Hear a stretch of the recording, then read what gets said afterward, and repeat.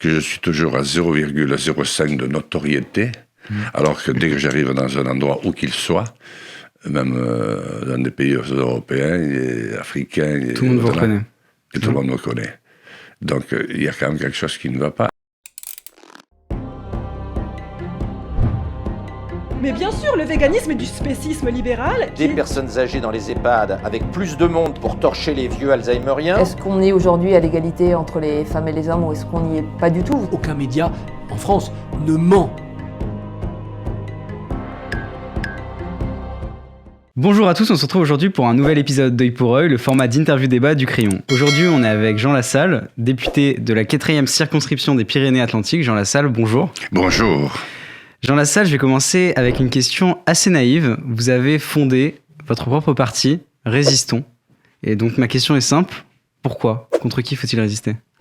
Il faut résister d'abord contre tout ce qui ne vous convient pas. Moi, il y avait beaucoup de choses.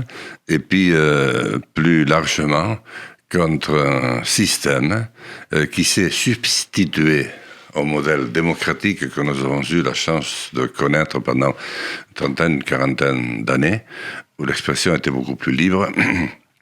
Et maintenant, le système a tout écrasé. Financièrement, le politique d'abord, qui est devenu, comment je devrais dire, un lieu où on travaille beaucoup, mais sur des détails. Les fonctionnaires et les très hauts fonctionnaires, et puis maintenant les médias, qui sont systématiquement repris par des 4 ou 5 très riches qui se sont accaparés de la plupart des circuits financiers dans notre pays et qui maintenant s'accaparent définitivement de tous les médias. Et pour moi, c'est insupportable, parce qu'il n'y a pas d'informations qui viennent ni du politique, qui soient, comment je devrais dire, vérifiées par le fonctionnaire, et qui soit, comment je devrais dire, vérifié, certifié, comme ça fonctionne dans une démocratie, par le journaliste. Mais c'est quoi? C'est-à-dire qu'il faut faire table rase de tout notre système? Je ne sais pas s'il faut faire table rase de tout, parce que ça, c'est plutôt une révolution. Et on dit qu'une révolution, c'est faire un tour pour revenir au même point. En tout cas, il faut adapter notre manière de vivre, notre vivre ensemble à ce nouveau, à cette nouvelle et impitoyable situation. Et c'est qui le responsable? C'est Emmanuel Macron? C'est avant? Non, c'est avant. Emmanuel Macron a poursuivi joyeusement puisqu'il avait été élu par ceux-là même qui avaient déjà mis le système. Vous voyez, je fais la différence entre système et modèle démocratique. J'y reviendrai certainement tout à l'heure. Donc, il a fait le job. C'est-à-dire, il a protégé et mis en place tous les dispositifs de protection des ultra-riches qui, maintenant, gouvernent non seulement la France, mais le monde. Mais j'y s'inscrivait dans la suite qui avait déjà été tracée par François Hollande, Nicolas Sarkozy, qui avait donné un coup d'accélérateur auparavant. François Hollande a permis aux ultra-riches aussi de gouverner la France? Oui, il avait déclaré la finance est mon ennemi, mais il ne l'a déclaré qu'une fois, c'était au Bourget. Marque que c'était devant 60 000 personnes. Mais il n'y est plus revenu. Disons que Nicolas Sarkozy était fasciné par les puissants. Sarkozy était gêné, mais obligé de s'en accommoder. Macron se sent comme un poisson dans l'eau parce qu'il n'a fait que ça toute sa vie. Comment voulez-vous, si vous voulez un exemple, que je puisse expliquer, ne serait-ce qu'à mes très proches qui n'ont pas besoin d'explication d'ailleurs. Deux de mes fils ont fait la campagne électorale, que je suis toujours à 0,05 de notoriété, alors que dès que j'arrive dans un endroit où qu'il soit, même dans des pays européens et africains, tout le monde vous reconnaît. Et tout le monde me connaît. Donc il y a quand même quelque chose qui ne va pas. Alors que pourtant les surnoms on parlait en 2017. Oui, les surnoms parlaient, mais seulement quand vous parlez vous-même très peu, je n'ai parlé que lorsque l'équilibre s'est un petit peu instauré dans les 15 derniers jours, mais uniquement sur la presse écrite, sur la presse parlée et la presse télévisuelle, par la presse écrite.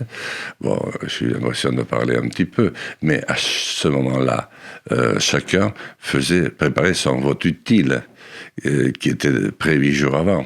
C'est-à-dire, il ne faut pas qu'il ne voit... Moi, j'ai choisi mon petit Macron, moi, mon petit Fillon, moi, mon petit Mélenchon, et il n'y a plus de place, vous comprenez. Oui. Chacun doit tenir absolument le vote utile qu'il a établi dans sa tête 8 jours auparavant.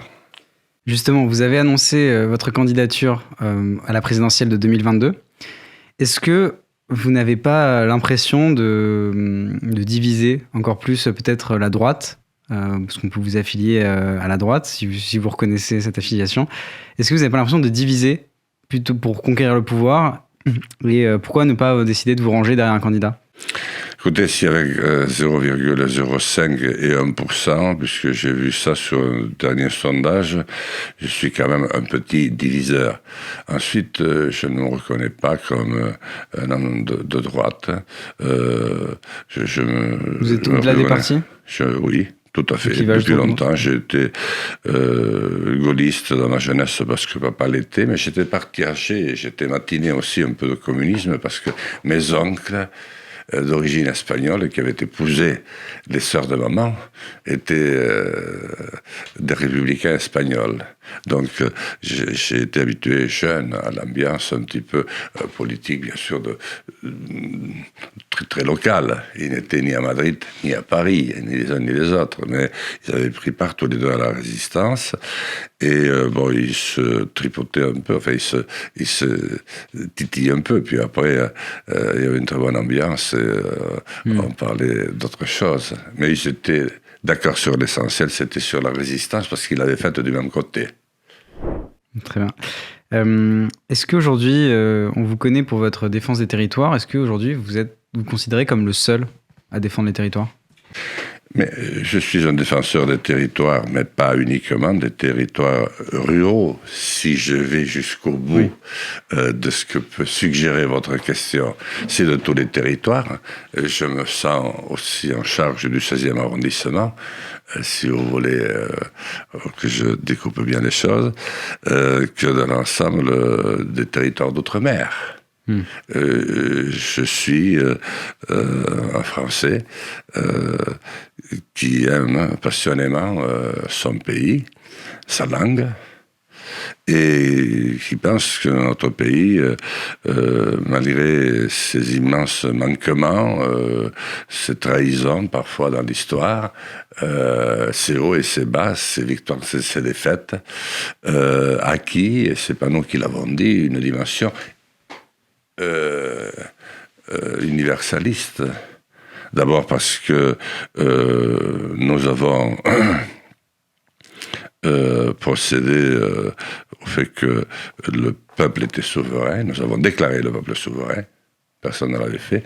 Et deuxièmement, nous avons décrit quelques coups de guillotine plus tard la Déclaration des droits de l'homme et du citoyen. Mais par la suite, nous avons pris une part très active et très forte à la montée en civilisation de l'humanité. Vous savez que l'humanité est fragile.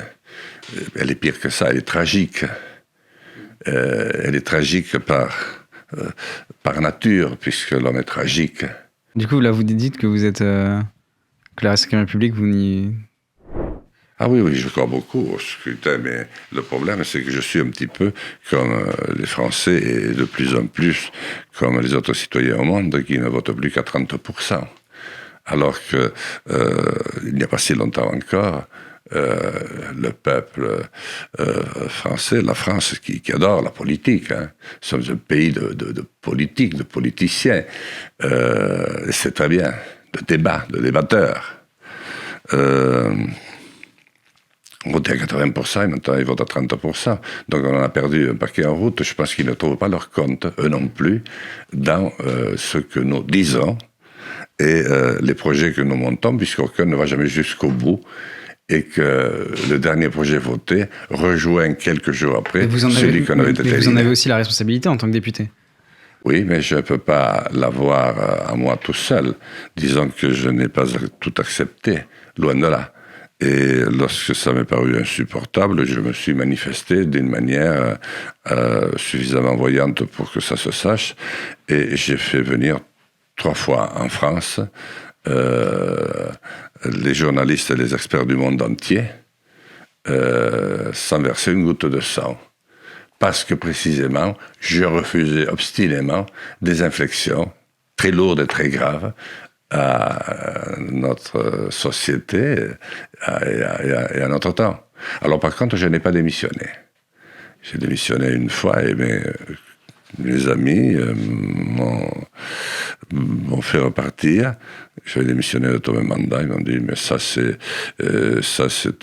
par contre c'est un suicide. Ça veut dire que tu renonces à la vie politique. Donc je n'ai pas démissionné parce que je considère que mon combat n'est pas un combat bref ni court. C'est un combat sur toute une vie et vous avez parfois des personnages que vous adorez regarder dans des films où il y a des hauts et des bas mais qui sont toujours passionnants et où l'œuvre du personnage principal dure toute une vie et même parfois au-delà. On avait reçu ici au Crayon un artiste de bande dessinée qui s'appelle Coco Pello, et dedans donc il vous rencontre donc dans la bande dessinée, on voit qu'il va dans votre circonscription et il y a une scène dans une voiture et vous lui dites aujourd'hui on t'apprend plus à aimer les gens, on t'apprend à les dominer. Oui, je me souviens très bien. D'où vient cette analyse et pourquoi vous pensez ça? Alors, on n'a plus ce genre de discussion, de préparation. C'est bien entendu le parti qui vous apprend, mais c'est aussi... c'est la société, c'est le système dans lequel on vit? C'est le chef des très hauts fonctionnaires qui, avec ses amis, inculque cela aux autres fonctionnaires. Et c'est le patron du journal qui inculque ça aux autres journalistes. Pas aux journalistes qui continuent à faire leur boulot de recherche, d'analyse, mais aux éditorialistes et aux rédacteurs en chef. Et petit à petit, c'est pas dans un souci d'information et ensuite de débat que ça s'organise. C'est dans ce sentiment de domination. Nous détenons le pouvoir, nous devons impérativement l'imposer. Est-ce qu'aujourd'hui, les politiques, on a parlé tout à l'heure des territoires, j'évoquais les territoires et vous m'avez dit que vous avez avancé ma pensée sur les territoires ruraux, est-ce qu'aujourd'hui les politiques ont déserté les territoires ruraux? Il s'est produit un phénomène parmi tant d'autres. D'abord, il y a eu la révolution qui a constitué l'exode rural, qui est venu lui-même de la révolution industrielle, et puis de ces guerres très meurtrières et à répétition qui ont mis à mal un art de vivre, mais pendant très longtemps et dans tous les pays.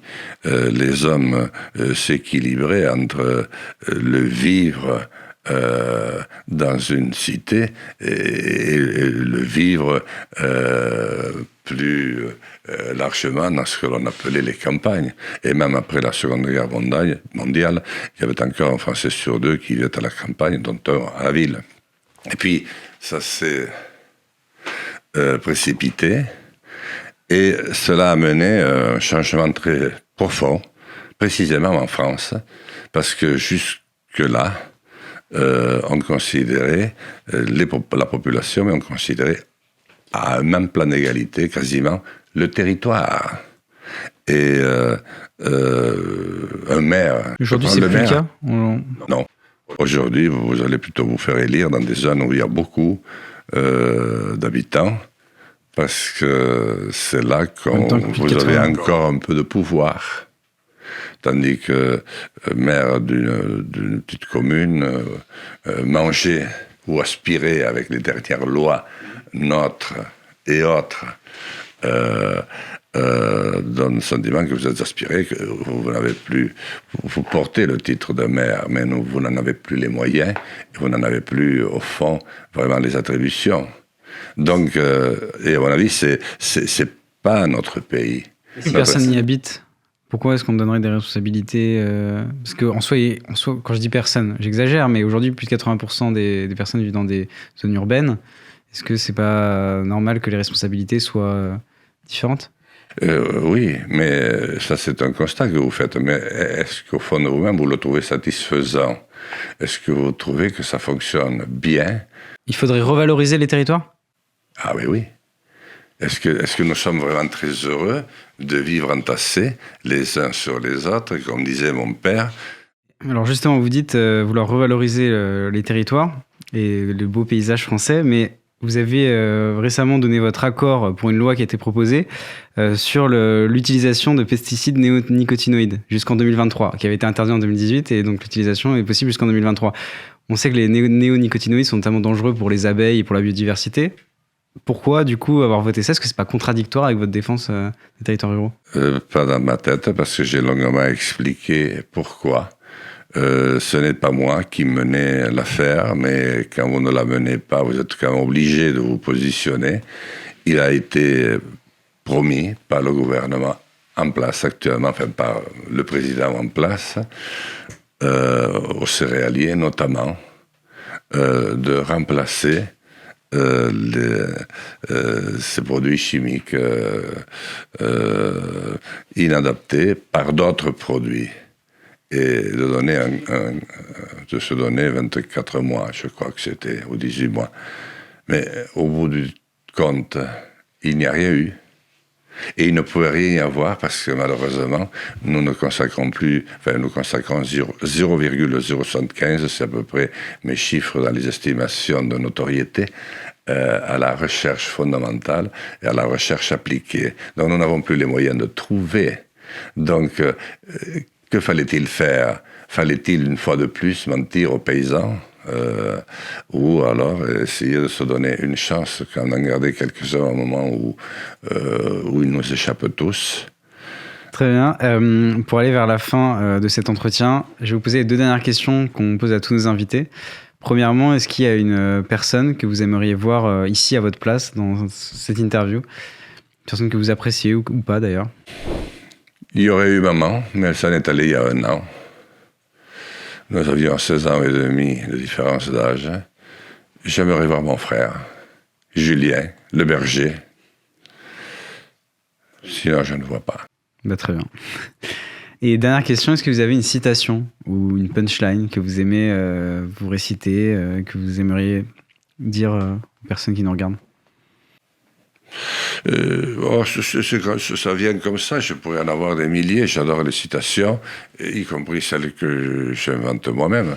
Mais il y en a une qui me vient, parce que je l'ai chantée, c'est aussi une magnifique musique, c'est la chanson de Lara.